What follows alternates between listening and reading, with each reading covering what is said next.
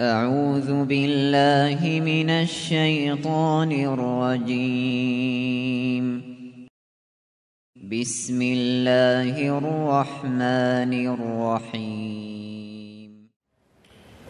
بسم الله الرحمن الرحيم. السلام عليكم ورحمة الله وبركاته. الحمد لله حمدا كثيرا طيبا مباركا فيه كما يحب ربنا ويرضى، وأشهد أن لا إله إلا الله وحده لا شريك له، وأشهد أن محمدا عبده ورسوله. Amma ba'd. Yang kami hormati dan kami muliakan Ustaz Budi Santoso LC Hafizahullah Ta'ala selaku pemateri pada kajian parenting pada pagi hari ini. Kemudian kami hormati dan kami muliakan Ustaz Miftahul LC Hafizahullah Ta'ala selaku Mudirul Ma'had Al-Azam. Selanjutnya yang saya hormati kepada seluruh panitia, para asatizah, para ustazah, beserta para hadirin, tamu undangan, Bapak Ibu, wali santri semua yang kami muliakan. Puji dan syukur marilah kita panjatkan atas kehadiran Allah Azza wa Jalla, karena atas karunia-Nya kita bisa sama-sama berkumpul di masjid yang kita cintai ini dalam rangka untuk thalabul ilmi, dalam rangka menuntut ilmu, serta kita bisa bersilaturahmi, bertatap muka di majelis yang mulia ini dalam keadaan aman fi amanillah dan dalam keadaan sehat walafiat. Mudah-mudahan setiap langkah yang kita langkahkan bisa mendapatkan balasan pahala bagi kita semua, bisa menjadi penghapus dosa, pengangkat derajat di hadapan Allah Azza wa Jalla, dan juga dimudahkannya kita dalam masuk surga. Allah Azza wa Jalla berfirman, Ya ayyuhalladzina amanu idza qila lakum tafassahu fil majalisi fafsahu yafsahillahu lakum wa idza qila inshuzu fanshuzu yarfa'illahu alladzina amanu minkum walladzina utul ilma darajat wallahu bima ta'maluna khabir. Yang dimana artinya, wahai orang-orang yang beriman, apabila dikatakan kepadamu, berilah kelapangan di dalam majelis-majelis, maka lapangkanlah. Niscaya Allah akan memberi kelapangan untukmu. Dan apabila dikatakan berdirilah kamu, maka berdirilah. Niscaya Allah akan mengangkat derajat orang-orang yang beriman di antaramu dan orang-orang yang diberi ilmu beberapa derajat. Dan Allah Maha teliti apa yang kamu kerjakan. Dan juga sebagaimana hadis dari Abu Hurairah radhiyallahu anhu, bahwasanya Rasulullah sallallahu alaihi wasallam bersabda, "Man salaka tariqan yaltamisu fihi ilman, sahalallahu lahu bihi tariqan ilal jannah." Barang siapa yang menelusuri jalan untuk mencari ilmu padanya, Allah akan memudahkan baginya jalan menuju surga. Hadis riwayat Muslim. Kemudian tak lupa salawat serta salam senantiasa tercurah kepada junjungan Nabi besar kita Nabi Muhammad sallallahu alaihi wasallam, kepada para keluarganya, para sahabatnya, para tabi'in, dan kita selaku umatnya yang senantiasa meniti jalan sunnahnya hingga hari kiamat kelak. Bapak Ibu sekalian, izinkan kami selaku MC pada pagi hari ini untuk membacakan susunan acara. Yang pertama ini adalah pembukaan, kemudian yang kedua adalah kajian parenting bersama Ustaz Budi Santoso. Selanjutnya dibuka prosesi tanya jawab. Yang keempat, informasi dan lain-lain, dan yang kelima adalah penutup. Bapak Ibu sekalian, wali santri kelas 7, 8, 9 SMP ITI Bina Isani PPTK Al-Azam, dan wali kelas 10, kelas 11 SMA Al-Azam, yang semoga dirahmati Allah, agar majelis ini mendapatkan keberkahan dari Allah. Marilah kita membuka majelis ini dengan mengucapkan basmalah. Bismillahirrahmanirrahim. Kemudian memasuki acara yang kedua, yaitu kajian parenting bersama Ustaz Budi Santoso. Tetapi sebelumnya, pada Bapak Ibu saudara sekalian, agar kajian kita berjalan dengan lancar dan berlangsung secara khidmat, kami selaku panitia mengajak kepada Bapak Ibu sekalian untuk bisa menertibkan tempat duduknya dan tanpa mengurangi rasa hormat bagi para ummahat, tamu undangan perempuan, agar bisa mengkondisikan anak-anaknya dan untuk tidak duduk di tangga masjid, karena untuk memudahkan dalam memberi jalan kepada tamu undangan yang lainnya. Atas kerjasamanya kami ucapkan jazakumullahu khair. Baik, langsung saja kita memasuki acara ini, yaitu kajian parenting bersama Ustaz Budi Santoso, kasih hafizahullah ta'ala.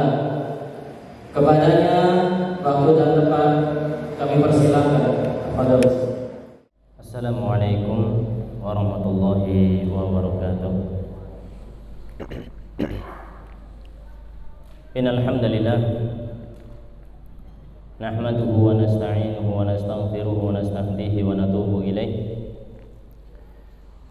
wa na'udzu billahi min shururi anfusina wa min sayyiati a'malina. May yahdihillahu fala mudilla lahu wa may yudlil fala hadiya lahu.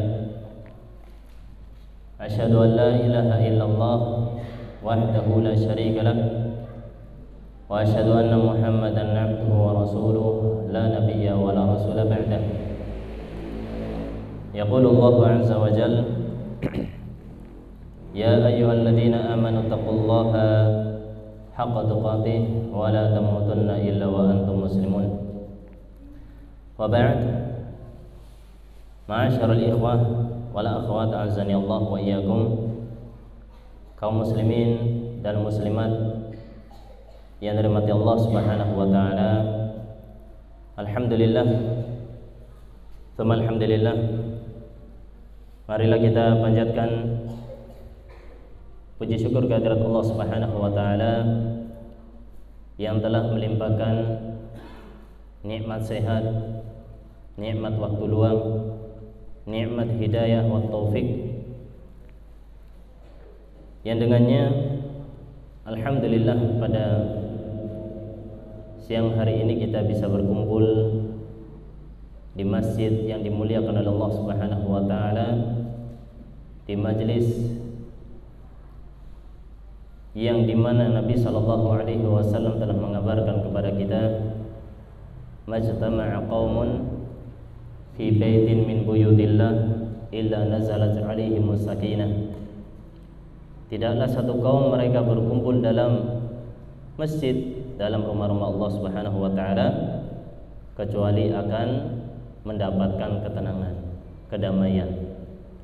Dan itu benar-benar kita rasakan ketika kita berkumpul, saling mengingatkan tentang urusan akhirat, saling bermunasahah, saling menasihati di antara kita.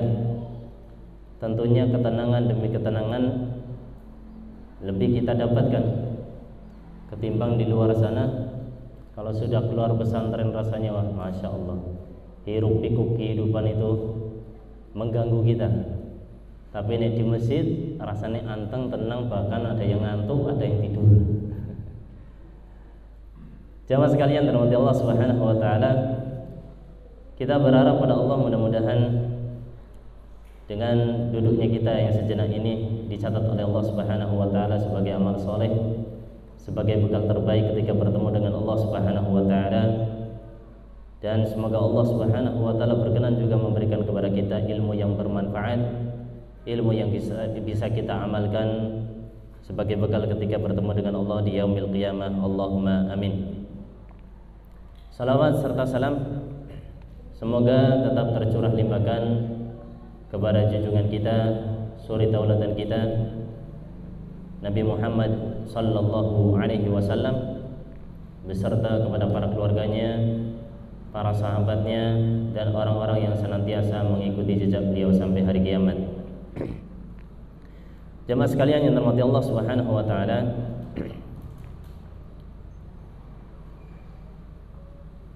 pada kajian kita siang hari ini itu tentang parenting yang penting ya. Nggak ada judulnya kan? Nggak ada. Jadi terserah, yang penting saya ngomong tentang, berbicara tentang parenting. Bagaimana mentarbiyah anak, ya kita sebagai orang tua itu seperti apa, harus bagaimana dan seterusnya. Ala kulli hal, saya akan sedikit menyinggung dan sedikit membahas terkait bagaimana dan apa yang berhubungan dengan masalah mentarbiyah dan mendidik putra-putri kita. Ya, kalau jenengan lihat saya itu kira-kira umuran berapa? Dari face-nya gitu. Kira-kira umur berapa? Pasti jauh lebih muda dari jenengan loh. Iya. Dan minim pengalaman. Tapi ala kulli hal kita bareng-bareng belajar. Bukan berarti orang yang tua, paling tua umurnya, paling berilmu. Setuju ya? Setuju ya? Iya. Enggak lazim orang yang paling sepuh lebih banyak ilmunya. Kalau pengalaman setuju. Kalau pengalaman setuju. Makanya pernah ada seorang bocah, anak kecil, datang kepada Umar radhiyallahu taala anhu mengadukan, berbicara terkait dengan orang-orang yang di belakangnya, tapi dia yang maju sendirian. Padahal orang yang lebih tua banyak di belakang anak ini. Maka Umar radhiyallahu taala anhu pun agak sedikit gimana, tapi bocah ini mengatakan, innal mar'a bi asgharihi. Seorang itu tergantung dua hal yang paling kecil yang ada pada dirinya, yaitu qalbuhu wa lisanuhu, hatinya serta lisannya. Hatinya bersih, hatinya lapang, lisannya pintar ngomong, dia itu punya ilmu, ya silakan maju untuk menyampaikan. Tapi bukan berarti saya bagian dari ahli ilmu. Saya itu termasuk tuwail bil ilm, para pencari ilmu juga seperti jenengan. Jamaah sekalian yang dirahmati Allah Subhanahu wa taala, kalau kita melihat fenomena anak-anak kita sekarang di zaman ini, itu pasti berbeda jauh dengan zaman kita dulu. Yang jenengan mungkin lahiran 70, ada lahiran tahun 60, 70, 80. Ini pasti jauh berbeda dengan fenomena yang terjadi di zaman sekarang. Dulu saya masih ingat, main itu paling keluar rumah, mainnya juga paling main apa itu, kalau ada batu bata diberdirikan kemudian dilempar pakai batu sampai pecah. Ya, ada juga main sodor-sodoran, kalau jenengan tahu itu. Tahu sodor? Sodor itu digaris, ya, tengahnya juga digaris. Jadi ada Ini ruangan dalamnya, kamar-kamaran gitu, dibagi tengah, terus dibagi, misalnya ada 6 kamar, itu dijagain sama 5 orang. Gimana caranya kita biar sampai finish ke sana balik lagi ke sini? Ada mainan kayak gitu jenengan, Pak? Ada ya? Zaman sekarang ada nggak gitu ya? Iya. Ternyata kalau kita perhatikan dengan cermat, zaman dulu dengan zaman sekarang dalam segala atau di dalam banyak hal itu perbedaannya jomplang. Perbedaannya itu sangat kelihatan sekali. Makanya kalau kita mau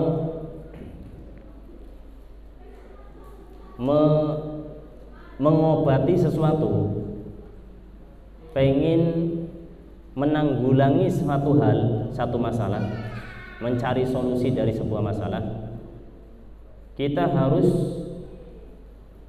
cari masalahnya itu apa, permasalahannya itu apa. Kalau bahasanya dokter dia apa? Diagnosa gitu Pak ya, didiagnosa. Kan nggak ada pasien datang ke dokter ujuk-ujuk langsung dia apa? Kasih resep, nggak ada ceritanya. Ya. Kalau datang ke dukun nggak tahu, tapi nggak boleh dalam Islam. Orang datang ke dokter pasti tanya dulu keluhannya apa. Oh, perutnya sakit, kepalanya sakit, badannya menggigil, ya suhunya naik. Nanti baru diperiksa. Setelah diperiksa baru apa? Dikasih resep, nggak dikasih obat. Obat beli di apotek. Dikasih resep, kemudian tebus sendiri obatnya di apotek atau di tempatnya dokter itu. Biasanya ada tempat yang untuk tebus obat. Nah, ternyata kita lihat bagaimana layaknya seorang dokter. Mereka itu tidak langsung memberikan solusi, tidak langsung memberikan apa yang harus kita lakukan. Resepnya apa enggak? Tapi kita diagnosa dulu. Kita cermati dulu. Karena memang mendidik anak zaman sekarang dengan zaman dulu sudah zamannya beda. Teknologi juga sudah makin canggih. Gak bisa kita samakan dengan bagaimana mendidik zaman kita dulu. Gak bisa. Kita harus upgrade. Kita harus bisa nambah wawasan dan keilmuan kita agar bisa kita praktekkan. Maka di antara perbedaan yang sangat nyata di zaman kita sekarang dengan zaman dulu, kalau bahasa sekarang itu zaman now gitu ya, zaman now dengan zaman dulu. Kalau zaman sekarang itu banyak sekali kajian-kajian parenting, betul nggak? Sangat mudah sekali di share kemana-mana. Kita ngelihat di YouTube parenting itu abrak-abrak banyak. Tapi minim perhatian.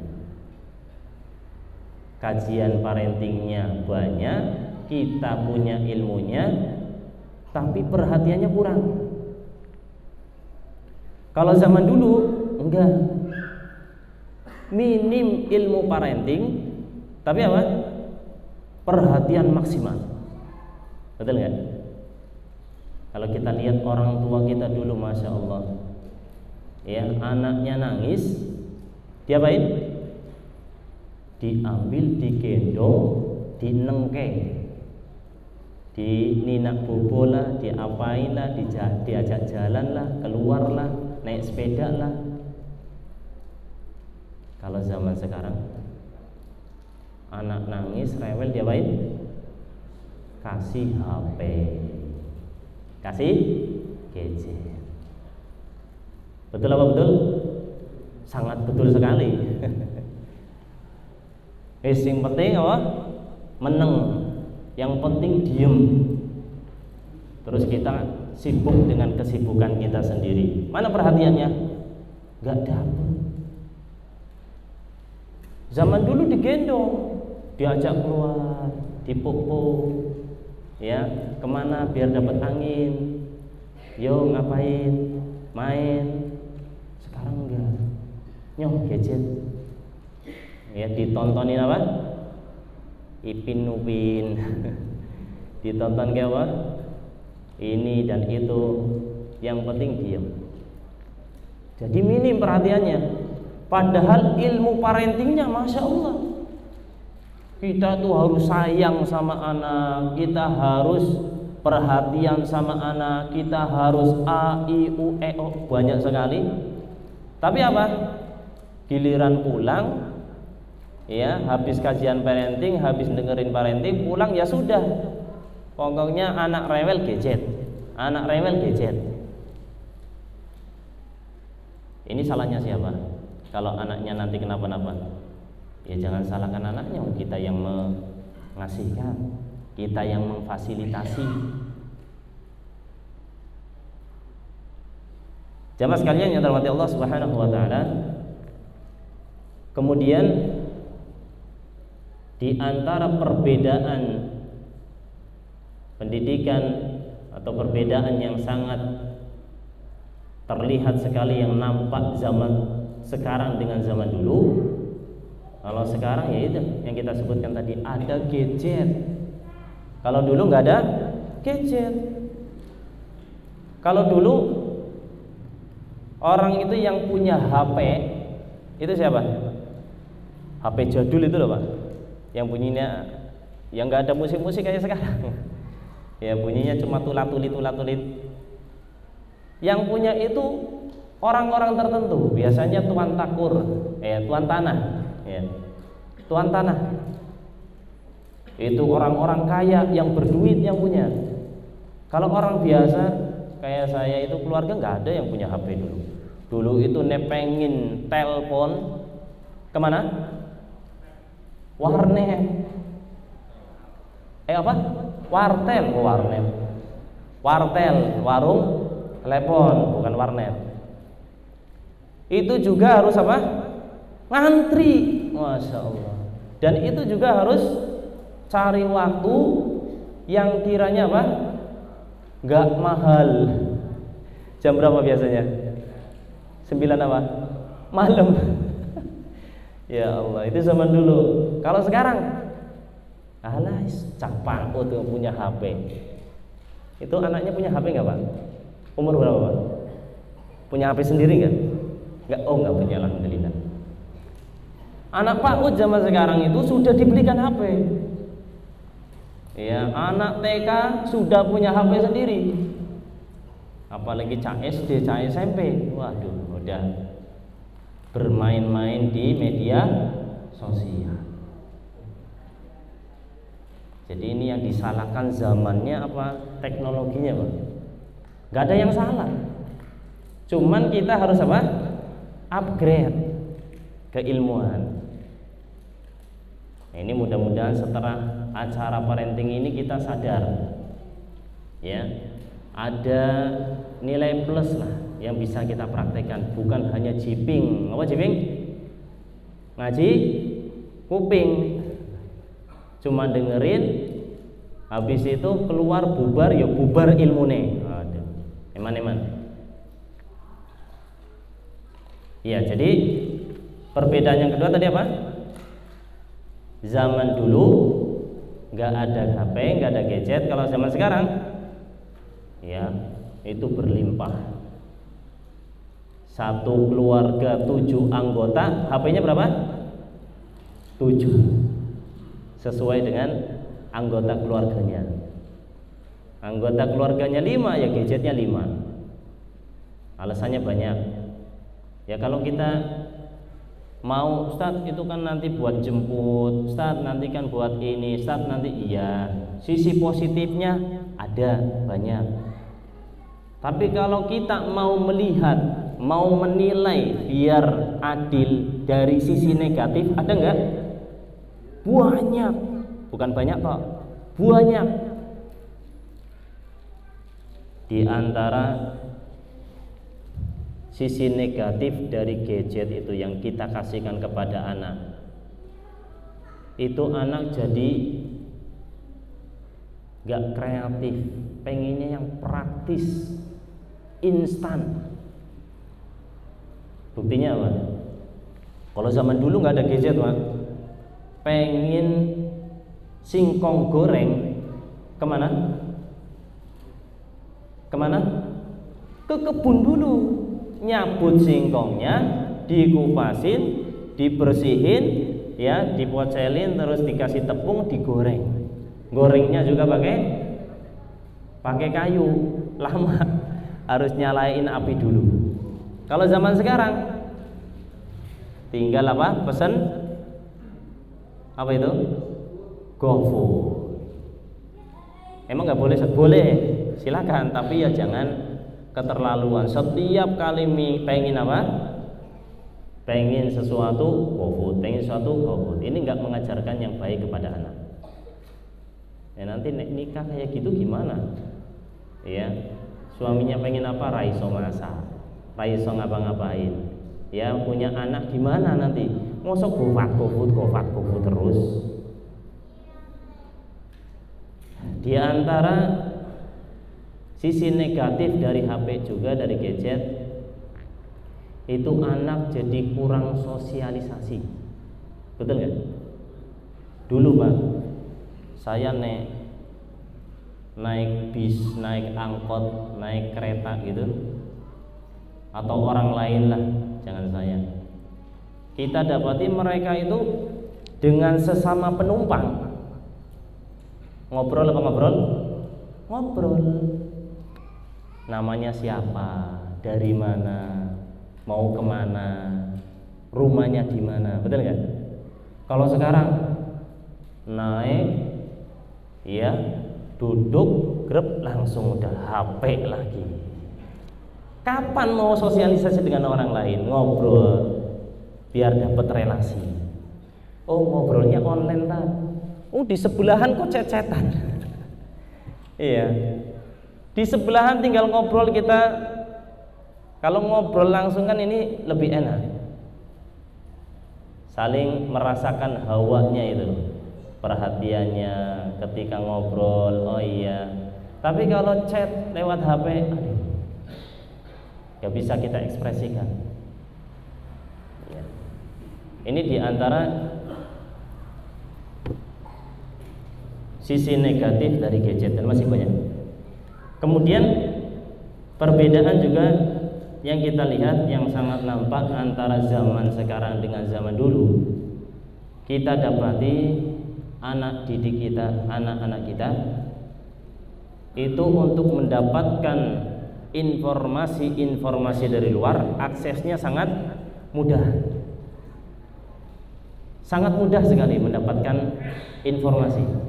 Bahkan dalam hitungan detik langsung bisa dapat informasi itu. Ya, tinggal apa? Kalau nggak tahu, tanya Mbah Google. Semuanya ada. Dan mereka, anak-anak kita, mendapatkan informasi-informasi yang ada dari media sosial rata-rata. Kalau zaman dulu nggak dapetin informasi kecuali dari orang tuanya, dari keluarganya. Itu juga ya nyampainya lama. Maka kalau kita tahu bahwa ternyata anak-anak kita itu sekarang lebih kritis daripada anak dulu. Anak dulu itu lebih mudah, ya, untuk dikasih pengertian. Bagi yang muda, yang bandel juga banyak. Tapi ya secara umum lebih mudah. Kalau sekarang mereka lebih kritis. Makanya nanti kita sebutkan ya beberapa hal yang bisa dijadikan solusi. Kemudian di antara perbedaan juga antara zaman sekarang dengan zaman dulu. Kalau zaman sekarang Ya, perbedaan yang nyata itu perbedaan pola pikir. Pola pikirnya udah berubah. Kalau zaman dulu anak sekolah itu sing penting dadi apa? PNS. Isi baratnya itu dia nggak kerja, diem aja, tiduran di rumah, tetap ngalir gajinya, apa dana pensiun. Kalau sekarang anak-anak nggak kayak gitu, pola pikirnya sudah berubah. Apalagi banyak kabar-kabar yang orang-orang yang ngonten itu pendapatannya gede-gede, jadi nggak usah susah payah, nggak usah ngantor-ngantoran. Jadi mereka ya mendapati keadaan sekarang itu sudah jauh berbeda dengan zaman kita dulu. Apa aja Pak Dewa yang 4 yang tersebutkan? Ada yang bisa ngulang? Apa aja tadi 4? Yang pertama, melengkapi. Apa tadi yang pertama? Kalau yang ada hadiahnya nggak ini? Diadakan? Oh nggak ada, ya udah nggak apa-apa. Yang bisa jawab nggak dapat hadiah. Apa aja 4 tadi? Oh nggak ada. Ya udah, saya ulang sendiri. Yang pertama itu apa? Kalau zaman dulu itu minim ilmu parenting, tapi maksimal perhatiannya. Nek sekarang kebalikannya. Zaman dulu nggak ada gadget, sekarang berlimpah. Nek zaman dulu apa? Akses informasinya itu sulit, kalau sekarang sangat mudah. Zaman dulu dengan zaman sekarang pola pikir anak itu sudah berubah, sudah berbeda. Sekarang kita masuk ke solusi atau hal-hal yang berkaitan dengan apa yang kita sebutkan. Maka dari apa yang sudah kita sebutkan jamaah sekalian yang dirahmati Allah Subhanahu wa taala, apa yang harus kita lakukan sebagai orang tua? Kalau ternyata mereka itu cepat sekali dapat informasi, mereka punya gadget, mereka itu pola pikirnya berubah, ya perhatian orang tua itu juga sangat minim. Agar anak-anak kita itu tegar menghadapi kehidupan, dia bisa tahu arah dan tujuan hidupnya, maka kita harus tanamkan akidah. Kita harus perkuat pondasi. Perkuat apa? Pondasinya. Ibaratnya sebuah rumah yang akan kita bangun di atas tanah, itu kan enggak tiba-tiba langsung dibangun aja, di tembok, di gendeng, enggak mungkin. Pasti diawali dengan apa? Pondasi. Maka kita perkuat nih pondasinya, kita perkokoh bagaikan batu karang di lautan. Betapapun ombak, sebesar apapun ombak yang menimpa dia, dia tetap tegar, gak bergerak. Punya prinsip hidup, karena tahu tujuan hidupnya untuk apa. Kita tanamkan kepada mereka. Dan masalah ini bukan masalah sepele, bukan masalah yang gampang, bukan masalah yang simpel. Masalah ini akan harus kita terus kita pantau, terus kita ajarkan seumur hidup. Bukan amalan sehari 2 hari, bukan sepekan 2 pekan, sebulan 2 bulan, setahun 2 tahun, tapi seumur hidup. Karena bisa jadi kita udah menanamkan akidah, pondasi yang kuat, ya, tauhid. Tapi ternyata ya itu tadi, larinya ke gadget, buka-bukanya yang gak jelas, yang buka-bukanya yang gak bermanfaat, akhirnya terpengaruh. Sehingga kita harus tanamkan pada anak-anak kita akidah yang benar. Jemaah sekalian yang dirahmati Allah Subhanahu wa taala, jangan sampai kita itu mengajarkan anak kita untuk tawakalnya kepada selain Allah. Hatinya itu terikat pada sesuatu. Kita harus jadikan anak ini selalu Allah, nginget Allah, minta sama Allah, tawakal sama Allah. Makanya kata Allah Subhanahu wa taala, wa tawakkal 'alal hayyil ladzi la yamut. Dan tawakallah kepada yang maha hidup, alladzi la yamut, yang tidak mati. Kata para ulama, ayat ini menunjukkan bahwa kita sebagai makhluk hidup tidak boleh meminta kepada 3 hal. Yang pertama, sebagai makhluk hidup, sebagai manusia ciptaan Allah Subhanahu wa taala, jangan minta-minta kepada yang hidup dan dia itu mati. Jangan minta kepada yang hidup tapi dia akan mati. Makhluk hidup yang bakalan mati, ini nggak boleh. Apalagi terkait dengan hal-hal yang merupakan kekhususan Allah Subhanahu wa taala. Kemudian yang kedua, tidak boleh meminta kepada benda mati. Misalnya apa? Minta ke patung, minta ke apa itu? Keris, ya, keris dijadikan pesugihan. Minta apa dulu rame banget itu batu akik. Ini batu akik saya itu ada isinya. Isinya apa? Ya batu.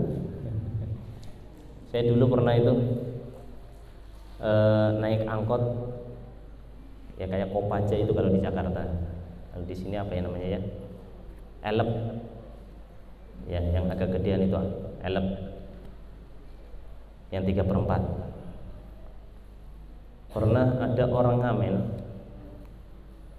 Itu cincinnya zaman itu lagi rame banget. Batu akik itu di mana-mana ngantri, Pak. Nggak tahu tuh tahun berapa kalau jenengan pernah dapetin nggak? Atau jadi pelanggan juga? Dia di semua jarinya ada batu akiknya. Pernah ngomong ke saya, ini kamu tahu nggak? Batu akik yang ini tuh ada gambar wali fulan. Yo, kalau kamu sorot, kamu lihat tuh kelihatan. Tak lihat ya biasa aja, nggak ada apa-apanya. Nah, isi-isi kayak gitu buat apa? Kalaupun ada isinya terus buat ngapain? Mau minta-minta ke batu akik? Ibaratnya kalau dipalu juga pecah, bisa ngasih apa? Iya. Jadi ayat ini menjelaskan bahwa kita itu nggak boleh minta kepada makhluk hidup yang dia bakal mati. Tidak boleh minta kepada benda mati yang memang dia nggak hidup. Yang ketiga apa? Yang ketiga apa kira-kira? Tidak boleh minta kepada mantan makhluk hidup, orang mati. Karena dia sudah mati. Dulunya hidup, sekarang udah mati, ya sudah nggak boleh kita minta-minta kepada dia. Kita itu ke kuburan, ziarah kubur itu buat minta kepada ahli kubur atau mendoakan mereka? Halo? Hah? Mendoakan. Jadi faedah yang didapatkan oleh ahli kubur itu doa kita kepada dia. Faedah yang kita dapatkan ketika kita berziarah kubur itu kita jadi ingat bahwa kita itu akhirnya akan seperti mereka di kuburan juga. Bukan untuk minta penghuni kubur ini berikan saya keturunan, berikan saya anak, berikan ini. Ini enggak boleh. Makanya Allah mengatakan wa tawakkal 'alal hayyil ladzi la yamut. Mintalah, tawakallah hanya kepada yang maha hidup, yang tidak akan mati.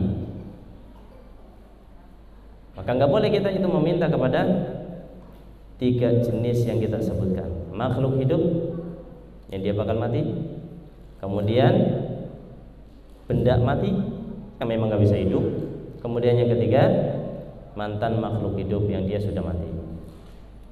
Jamaah sekalian yang dirahmati Allah Subhanahu wa taala. Jadi hal yang pertama yang harus kita lakukan kepada anak-anak kita adalah kita harus tanamkan akidah yang kuat. Kita kuatkan pondasi mereka, biar mereka itu menghadapi kehidupan tahu arah dan tujuan untuk apa. Karena zaman sekarang fitnahnya sangat besar. Apalagi tadi sudah kita katakan, informasi yang mereka dapatkan sangat cepat, sehingga kita harus bisa memfilter. Kita harus bisa mendidik mereka dan membiasakan mereka selalu minta kepada Allah, ya, selalu tawakal pada Allah Subhanahu wa taala. Makanya kalau anak itu minta kepada jenengan, Pak beliin mainan yang bagus itu kayak teman saya yang ada remote-nya, yang ini itu, jangan bilang nanti nak nunggu gajian, kalau udah gajian tak beliin. Yakin nek gajian pasti bisa beli? Belum tentu. Bisa jadi sehari sebelum gajian atau 1 jam sebelum gajian ajal menjemput. Bisa toh? Ya saya nggak mendoakan, cuman kan bisa jadi kayak gitu. Maka jangan menjanjikan hal-hal yang kurang pas untuk anak kita. Ketika berdialog dengan anak itu meminta sesuatu, ikatkan dengan Allah Subhanahu wa taala. Kita ajak anak kita untuk memintanya kepada Allah, ya insya Allah. Atau misalnya ketika anak minta sesuatu, yuk minta kepada Allah, Allah yang maha kaya, Allah yang memberikan rizki kepada kita. Minta sama Allah. Memang kita tahu wasilahnya ya dengan kerjaan kita, sehingga kita mendapatkan rizki dari Allah Subhanahu wa taala. Tapi kita harus menanamkan terkait dengan masalah akidah yang seperti ini kepada putra-putri kita agar mereka terbiasa apa-apa itu kepada Allah Subhanahu wa taala.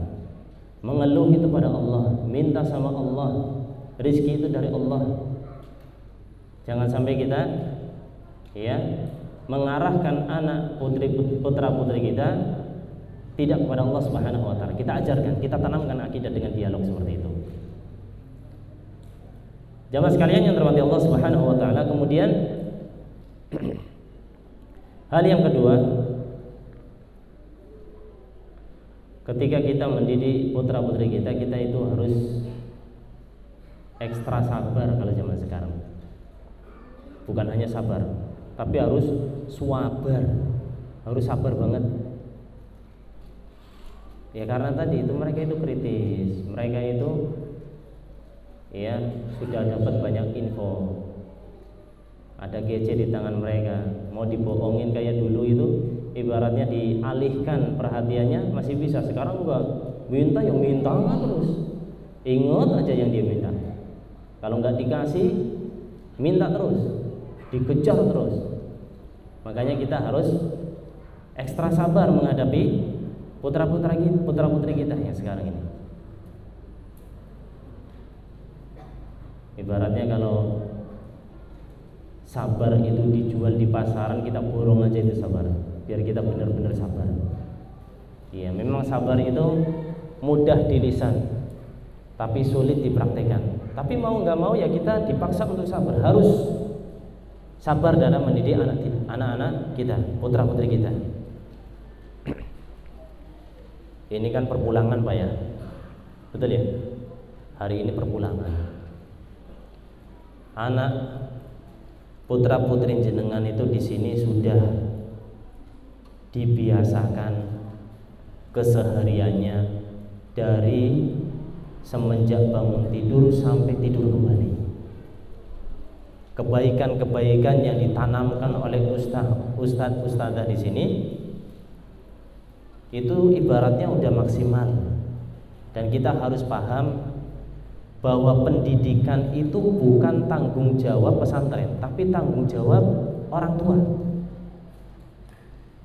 Pesantren itu hanya mengambil alih sebagian untuk membiasakan mereka dari pendidikan pada anak. Nah, yang punya kewajiban penuh untuk mendidik putra-putri ya orang tuanya. Jangan seolah-olah pesantren itu jadi bengkel, Pak. Ya. Kadang sebagian orang tua itu menakut-nakuti anaknya, nek nakal tak masukin pesantren. Seolah-olah pesantren itu jelek. Padahal pesantren itu enggak seperti itu. Iya. Anaknya jenengan coba Pak, dari 4, 3 atau 2 anak yang dimasukin ke pesantren, yang paling bandel apa yang paling nurut? Hah? Paling bandel apa paling nurut? Apa dua-duanya? Jangan yang paling bandel tak masukin pesantren, nek yang nurut dimasukin ke sekolah negeri, dimasukin ke kuliah negeri dan seterusnya. Jadi jangan ada persepsi bahwa pesantren itu bengkel. Nek rusak masukin pesantren, nek bener gak usah di pesantren. Ini salah. Jadi kembali lagi kita harus paham bahwa tanggung jawab pendidikan putra putri jenengan itu adalah murni tanggung jawab jenengan masing-masing, itu 100%. Pesantren hanya sebagian. Dan alhamdulillah ada yang mau ngurusin. Ada yang mau ngurusin dari sebagian pendidikan kepada anak-anak jenengan, putra-putri jenengan yang bernama lembaga dari pesantren yang ada misalnya. Nah, kalau pulang ya sama orang tua lagi tuh. Jangan jadikan kebiasaan-kebiasaan baik yang ada di pesantren hilang dengan perpulangan yang sehari 2 hari. Akhirnya masuk pesantren ngulang lagi dari awal, berat lagi. Dan itu yang dirasakan oleh teman-teman yang pesantren. Makanya kalau bisa itu perpulangan kasih tugas gitu. Tugas ngapal, tugas apa. Jangan murni liburan tok, libur udah nggak ada apa-apa. Kasihan ke anaknya. Karena mereka itu dambaan kita, mereka yang akan bermanfaat untuk kita, mereka yang akan mendoakan kita. Biar terbiasa. Sehingga ketika mereka kumpul lagi dengan kita, ya tampakkanlah perhatian kita kepada mereka. Jangan malah kita cuekkan. Anak pulang ini repot lagi nih urusannya. Nek pesantren, alhamdulillah udah di pesantren enak ini, di rumah nyantai-nyantai. Rasanya nek pulang anaknya itu berat. Giliran anak di luar seneng. Zaman kita itu nggak kayak zaman dulu Pak. Nek zaman dulu masya Allah anak itu lebih gampang untuk dibawa sama orang tuanya. Anak sekarang itu manja-manja. Zaman dulu masya Allah itu banyak dari guru-guru kita. Ya kalau ngaji itu bandel, ya terus lari-lari atau apa, disabet pakai apa itu? Tudingan ya tegas kita, pakai tuding, ceter. Udah biasa. Kalau zaman sekarang, wah polisi, siap-siap. Iya. Ada di salah satu pesantren itu sampai ustadznya diperkarakan. Ya. Tapi intinya kita tidak bisa nyamakan memang antara tarbiyah di zaman dulu dengan zaman sekarang. Memang zamannya udah beda. Anak sekarang lebih manja, nggak bisa kayak dulu. Dulu itu pengen apa-apa ya harus nyari, harus ngejual, ya harus berusaha. Kalau sekarang semuanya instan, gampang. Ala kulli hal, intinya ketika anak kita pulang, ya kita harus tahu kebiasaannya di pesantren apa, kita teruskan. Jangan sampai di rumah itu seolah-olah dia udah libur bur nggak ada kegiatan, terserah dia. Ini sayang. Pokoknya kalau di rumah itu pokoknya jatahnya harus HP-an. Karena pesantren nggak ada HP sama sekali. HP dilarang Ustaz sini. Apa boleh pakai HP? Dilarang ya? Nggak boleh ya?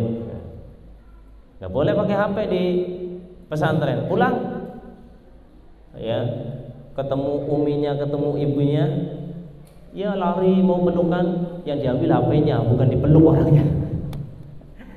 Iya. Kamu kangen sama orang tua apa kangen sama HP? Sama HP dulu, orang tua nomor 2. Ya Allah. Ya ini harus kita biasakan ya. Kita harus sabar memang menghadapi anak-anak zaman sekarang. Ya intinya pinter-pinter kita lah gimana ngatur waktu anak. Ya, kalau bisa dari lembaga itu memang sudah ada penugasan masing-masing untuk santri ketika pulang ngapain. Jangan murni pure nggak ada apa-apa. Ini sayang. Biar orang tua juga bisa kontrol. Biar orang tua juga bisa ada hujah. Ini ustadzmu loh. Karena biasanya apa yang disampaikan ustadz-ustadzah itu lebih tetap nempel, lebih lama nempelnya daripada orang tua. Ini orang tua nyuruh, ngelarang, ya paling sekitar kayak itu. Bahkan seringnya dibantah. Tapi ini ustadz-ustadzah yang ngomong, kata ustadzah harus gini, kata ustadz harus kayak gini, lebih didengerin. Jamaah sekalian yang dirahmati Allah Subhanahu wa taala, intinya dalam menghadapi atau mentarbiyah, mendidik anak didik kita atau anak putra putri kita, kita harus benar-benar sabar sekarang. Ketika mereka berdiskusi dengan kita, jadilah pendengar yang terbaik. Jadi pendengar yang terbaik. Ini anak kita lagi ngobrol, lagi ngomong ke kita. Oh di pesantren saya gini Pak, lagi seneng ngobrol dia sama orang tuanya. Orang tuanya apa? Sibuk dengan HP-nya. Ya udah, alamat kayak gini. Ya, mau lagi kajian juga main HP kok. Ya. Lagi nimba ilmu ya HP-an lanjut. Di rumah lanjut HP, ada anak ngobrol lanjut HP. Istri lagi ngobrol pengen diperhatikan HP-an. Lah kapan mereka dapat perhatian? Cobalah kita bersikap yang bijak gitu. Jangan sampai perhatian kita itu tergadaikan. Jenengan pernah lihat itu orang-orang yang di perempatan, di jalan, yang apa namanya itu pang-pang kayak gitu. Itu jangan dikira mereka itu orang-orang yang nggak berada. Mereka punya orang tua, dan banyak juga di antara mereka yang punya orang tuanya itu punya harta. Tapi kenapa mereka lebih suka tinggal di emper-emperan, ya pinggir-pinggir jalan kayak gitu, kedinginan malam, yang ngumpul-ngumpul. Saya pernah itu jam 11 sampai jam 12 itu lewat daerah Pantura. Itu jerang-jering ngumpul laki perempuan kayak gitu. Ada yang hidungnya itu ditindih, bahkan lidahnya itu dibolongin, dikasih cincin, ininya telinganya itu dikasih cincin. Ya, cincin itu harusnya di jari, ini malah di telinga, dibolongin dan seterusnya. Rambutnya tiap hari itu ngirup polusi, knalpot. Kenapa mereka memilih seperti itu? Padahal kalau di rumahnya nyaman, sarana banyak, ya, kamarnya ada AC-nya mungkin dan seterusnya. Kenapa mereka lebih milih seperti itu? Karena perhatian lah kurang lebih. Orang tuanya nggak perhatian, sehingga mereka itu mencari perhatian, mencari komunitas yang tahu tentang dirinya, yang mau mendengarkan keluh kesahnya, yang bisa memahami keadaan dia. Kenapa dicuekin sama orang tuanya? Ini jangan sampai anak-anak kita, putra-putri kita pulang ke rumah, dah kita juga cuek dengan anak, nggak ngapa-ngapain, ya, dibiarkan itu anak dan seterusnya. Ini membahayakan kejiwaan anak. Jamaah sekalian yang dirahmati Allah Subhanahu wa taala, kemudian yang ketiga kita tutup dengannya, kita sebagai orang tua ketika mendidik anak itu harus jadi contoh, Pak. Harus jadi contoh. Jangan sampai kita itu apa yang kita perintahkan lisan mengucapkan, tubuh itu mendustakan. Lisannya nyuruh sholat, dianya tidak sholat. Lisannya ayo cepat berangkat ke masjid, dianya enggak ke masjid. Udah baca Al-Quran, belajar yang benar, sendirinya enggak belajar, enggak baca Al-Quran. Lah gimana anaknya itu mau semangat? Coba kalau kita itu sama-sama belajar, menjadikan keluarga itu keluarga yang penuh dengan keimanan dan keislaman. Jadikan itu di dalam keluarga tarbiyah yang utama, bukan di luar sana, tapi utamanya di rumah.